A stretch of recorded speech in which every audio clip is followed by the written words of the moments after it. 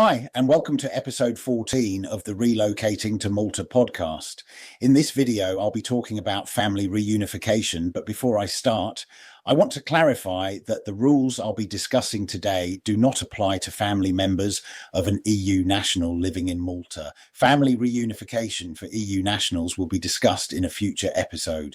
Okay, so let's talk about how family reunification works for third country nationals, or TCNs, living in Malta. It's an area that often confuses people, and to be honest, Malta doesn't make it simple, and that's because there are two separate systems which run side by side. First of all, let's clarify what constitutes family members. Number one, a spouse or registered partner must be at least 21 years old and legally married in a monogamous union. Number two, children under the age of 18. This includes adopted children as long as the adoption is recognised by Maltese law. Both your biological children and those of your spouse are eligible, provided they are under 18. Number three, adult dependent children. Adult children who are unmarried may be approved on a case-by-case basis if the sponsor can provide evidence of their financial or physical dependence. And number four, unmarried adult family members, such as an elderly parent, for example, may still be admitted to Malta if the sponsor provides evidence that they are dependent on the family's household. Essentially, this means a financial or physical dependency. The agency will then examine the particular circumstances to determine whether the said family member or members will be allowed to join the sponsor. Okay, with that all said, let's move on to the first route for family reunification, and this one is based on EU law, and it gives a proper legal right to bring your family over. The second and alternative route is via Maltese government policy, something that's offered as a concession, not as a right. Which route you fall under depends mainly on your immigration status. Now, the key thing that decides everything is whether the person already in Malta, we'll call them the sponsor, has a realistic chance of getting permanent residence. If they do, they go down the official legal route. If they don't, then they have to rely on the discretionary policy run by the Expatriates Unit. That second route was really designed for people who come to Malta to work, but don't have a long-term visa that leads to settlement. So in other words, if you're a third country national with a temporary work permit, this policy is likely your only way to bring your family over while you're here.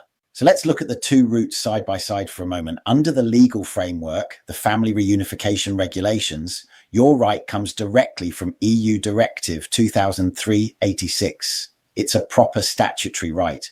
The other path, the Expatriates Unit Policy, isn't a right at all, and instead it's a case-by-case concession which the Maltese government may grant. In terms of who qualifies, the legal route is for those who can show they're likely to stay long-term.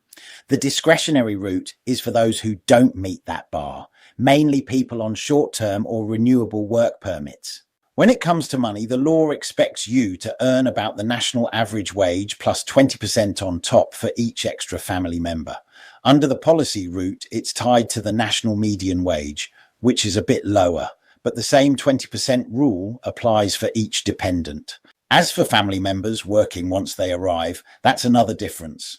Under the official EU regulations, your spouse or adult children can work, though sometimes they have to wait for a year or go through a labour market check first. Under the Expatriates Unit Policy, they can't just start working. They'd need to apply for a separate work permit to do so, and they can't do that until at least 1 year has passed. So that's the broad picture, and so now I'll explain each pathway a little bit further.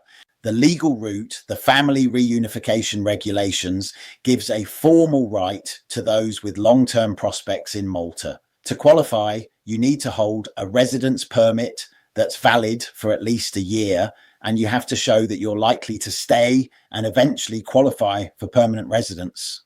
You also need to prove that you can support your family financially. That means regular, stable income, at least the national average wage. So your family won't need social assistance, and you must have decent accommodation that's similar to what most families would have in Malta, and it needs to meet basic health and safety standards. Once your family arrives, they get a renewable residence permit. They can work, study, and take part in training or education on the same basis as you.